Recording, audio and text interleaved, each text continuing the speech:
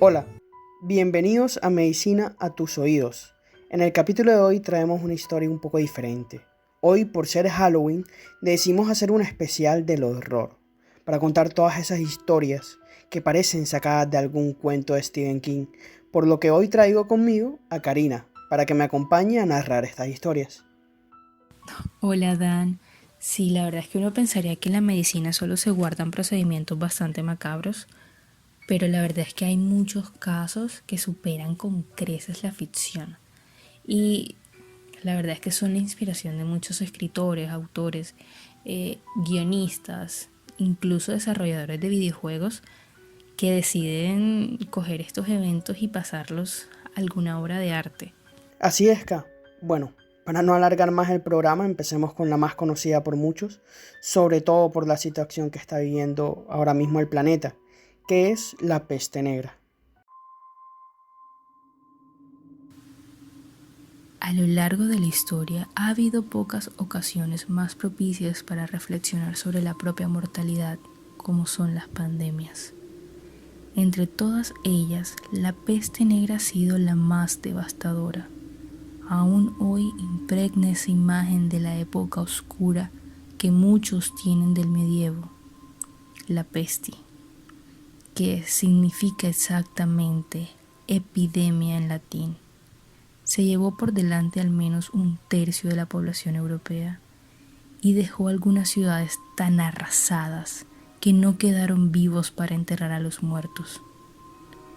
Hoy conocemos el origen de la enfermedad, descubierta en 1894 por Alexander Yersin, que descubrió que la enfermedad la causaba un bacilo llamado Yersinia pestis, natural en los roedores y transmitido a los humanos a través de la pulga de la rata. También sabemos que esta bacteria ha sido causante de 3 grandes brotes: la plaga del Justiniano en el siglo VI, la peste negra y la más reciente, llamada la tercera pandemia, que provocó millones de muertes en China e India en la segunda mitad del siglo XIX.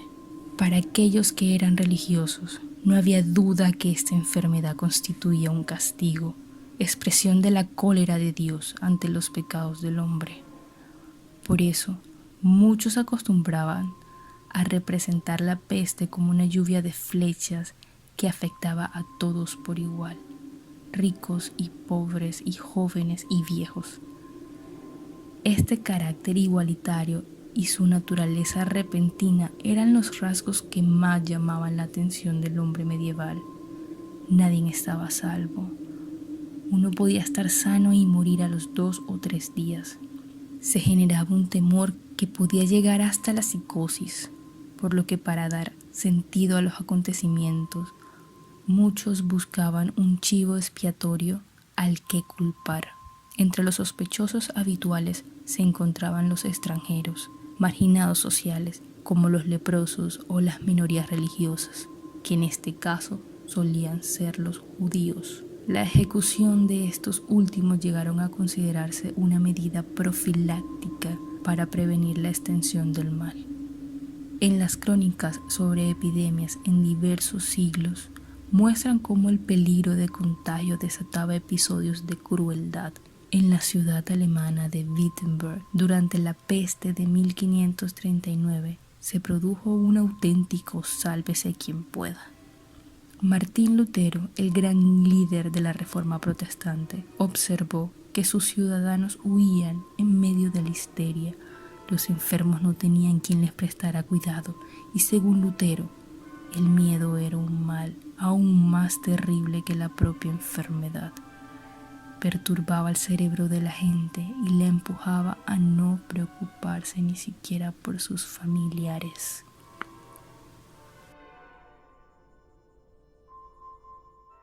No hay duda que es una de las enfermedades más importantes en la historia de la humanidad, que incluso se usó en la historia como de las primeras armas biológicas, donde tiraban cuerpos infectados en catapultas hacia las ciudades y siguió siendo una amenaza para usar de esta manera hasta el siglo pasado durante la Guerra Fría.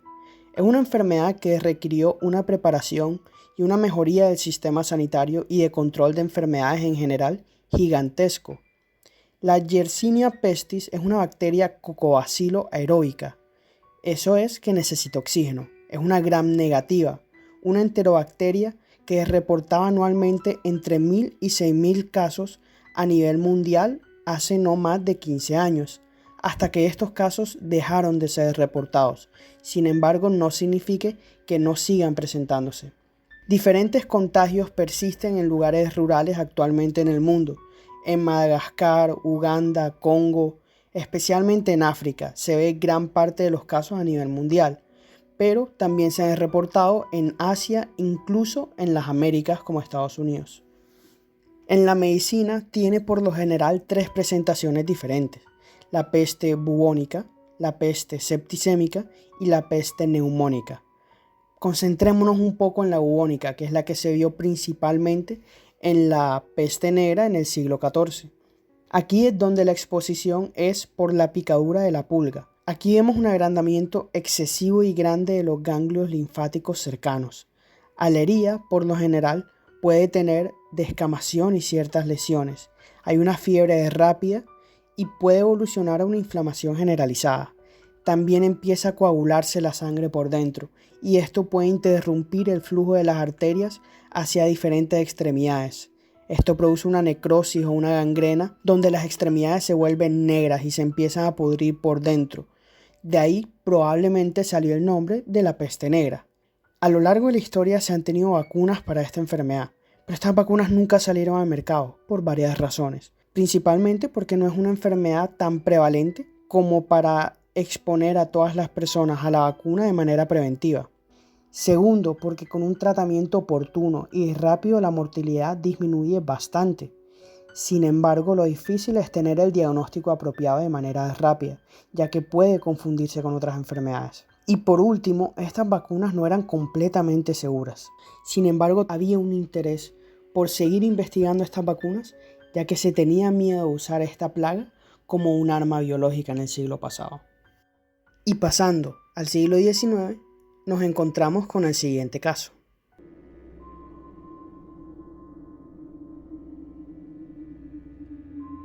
Edward Mordrake, el cual es el protagonista de una leyenda urbana, nacido en el siglo XIX con una cara extra en la parte de atrás de la cabeza. Dicha cara duplicada no podía ver, comer ni hablar en voz alta. Sin embargo, Mordrake se refería a esta como su gemelo del diablo. En la Enciclopedia Médica de 1896, Anomalías y curiosidades de la medicina, se menciona el caso de Mordrake y lo relatan como una de las historias más extrañas y más melancólicas de la deformidad humana. Se dice fue heredero de una de las dignidades más nobles de Inglaterra.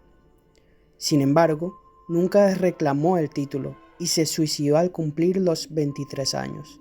Vivió en el completo aislamiento, rechazando las visitas incluso de los miembros de su propia familia. Era un joven de altos logros, un profundo erudito y un músico de rara habilidad. Su figura era notable por su gracia, pero en la parte de atrás de su cabeza había otra cara, la de una niña, encantadora como un sueño, horrible como un demonio. El rostro femenino era una mera máscara. Sería visto sonreír y burlarse mientras Mordrake lloraba. Los ojos seguirían los movimientos del espectador y los labios farfullarían sin cesar. No se escuchaba ninguna voz, pero Mordrake decía que por las noches se mantenía lejos de su descanso a causa de los susurros de odio de su gemelo del diablo, como él lo llamaba, que nunca duerme, pero me habla para siempre esas cosas que solo hablan en el infierno. Ninguna imaginación puede concebir las espantosas tentaciones que pone delante de mí. Por alguna maldad no perdonada de mis antepasados, estoy unido a este demonio. Para ser un demonio, sin duda. Le suplico y le ruego que lo aplaste fuera de la apariencia humana, incluso si muero por eso. Tales fueron las palabras del desventurado Mordrake para Manvers y Treadwell, sus médicos. A pesar de la cuidadosa observación, logró obtener veneno, de lo cual murió, dejando una carta solicitando que la cara de demonio pudiera ser destruida antes de su entierro, para que no continúe sus espantosos susurros en mi tumba, a petición propia.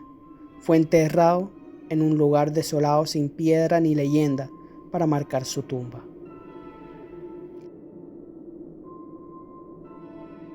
A pesar de lo perturbante que puede ser esta historia, se piensa que Edward podría sufrir de una enfermedad muy rara llamada diprosopía, una alteración genética que hace que las personas desarrollen copias de partes de la cara en la cabeza.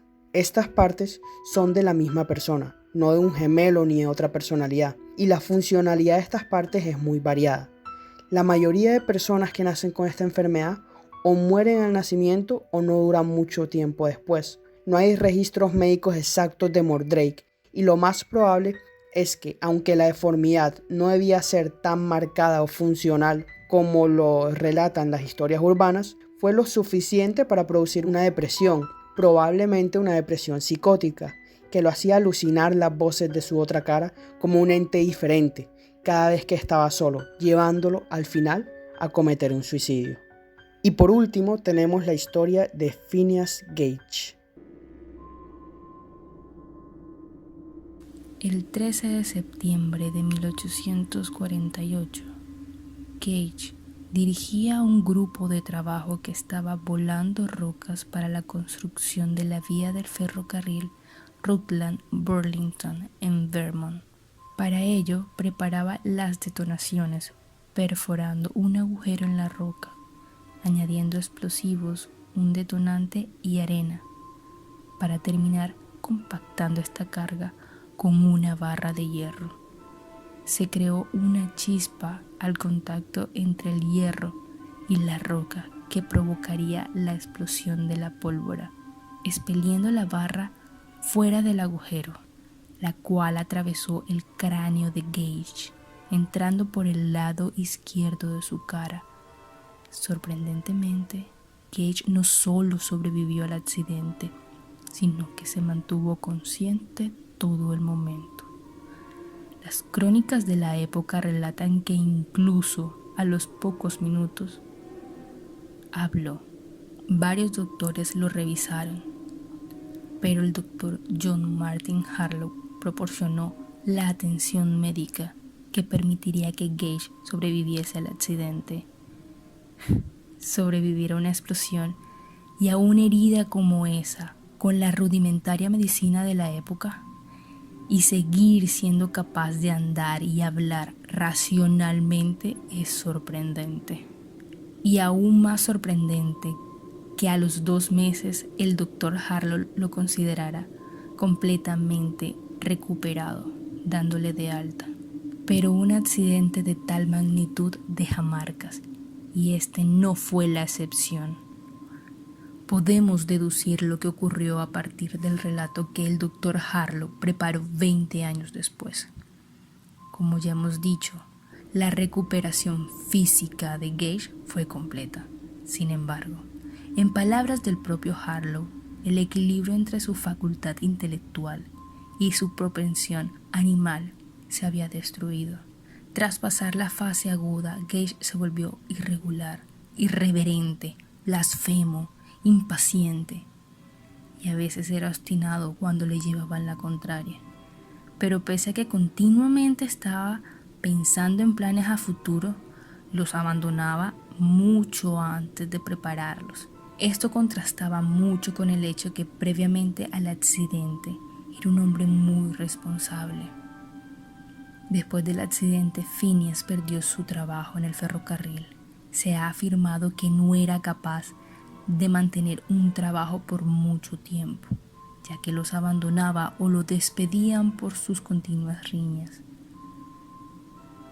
Tras trabajar en varias granjas, Gage fue exhibido en un circo, en el que enseñaba con orgullo sus heridas y la barra de hierro que la provocó.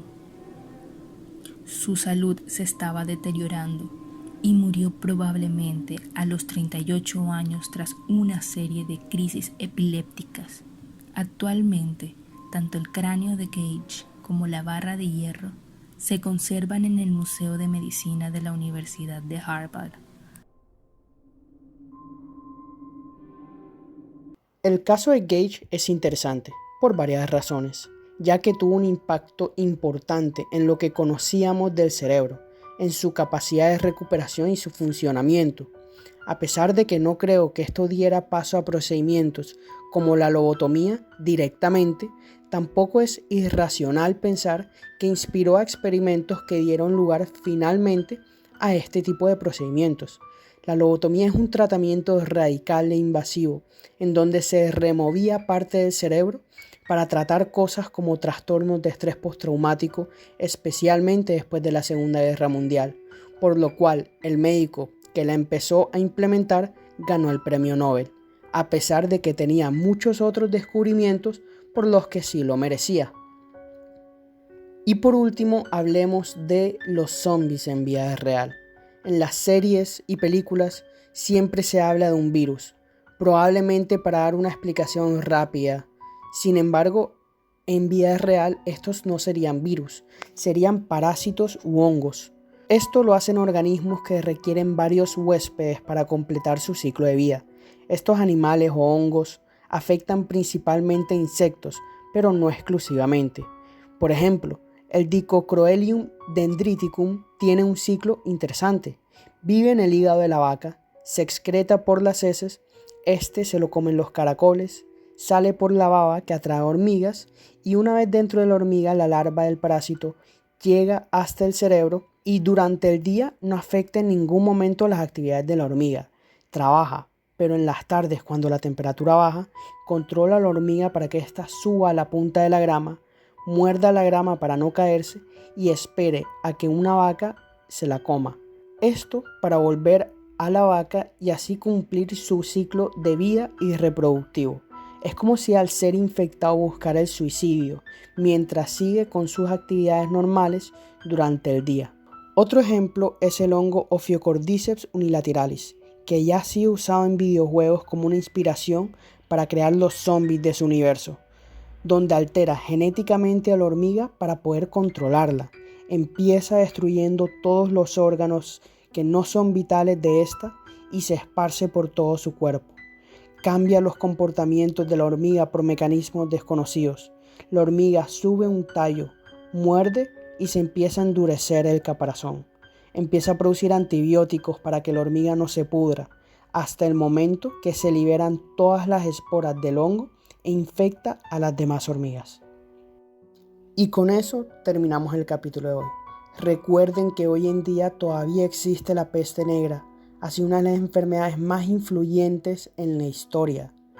Recuerden que todavía no sabemos de muchas enfermedades raras que se siguen presentando en los humanos y que todavía nos falta aprender mucho de cómo funciona el cerebro.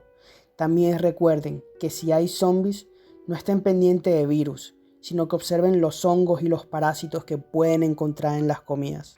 Y con eso terminamos el capítulo de miedo, el especial de Halloween. Recuerden seguirnos en nuestras redes sociales, en donde aparecemos como Medicina a tus oídos, en Instagram y en YouTube. Para más información de todo lo que discutimos en el podcast, acérquense a nuestro blog en wordpress.medicinatusoidos.com. Hasta el próximo capítulo.